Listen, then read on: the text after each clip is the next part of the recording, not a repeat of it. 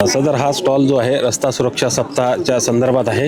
रस्ता सुरक्षा सप्ताह हा सार्वजनिक बांधकाम विभागाकडून दरवर्षी 1 जानेवारी ते 31 जानेवारी दरम्यान राबवला जातो।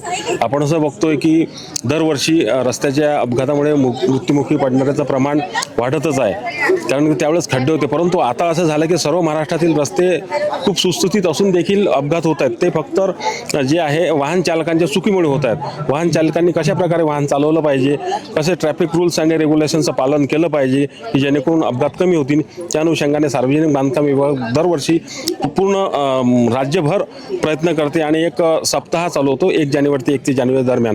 तर हा सप्ताह आम्ही मूर्तिजापूर शहरामध्ये सार्वजनिक बांधकाम उपविभाग मूर्तिजापूर आणि सार्वजनिक बांधकाम विभाग अकोला श्री प्रसाद पाटील यांच्या एक्झिक्युटिव्ह इंजिनियर यांच्या मार्गदर्शनाखाली आम्ही इथं राबवलेला आहे।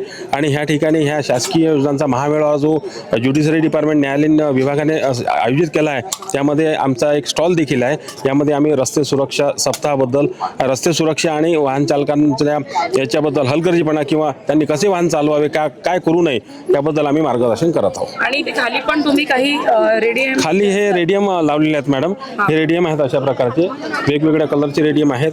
जसं ट्रॅक्टर राहतो, ट्रॅक्टरला पाठीमागून रेडियम लावत नाही कोणी, आणि रात्रीच्या वेळेस काय राहतं की ते ट्रॉली आहे की ट्रॅक्टर आहे काही कळत नाही, त्यामुळे मागून धडक लागू शकते। तर अशा ठिकाणी आम्ही रेडियम त्यांना लावण्याच्या सूचना देत आहोत।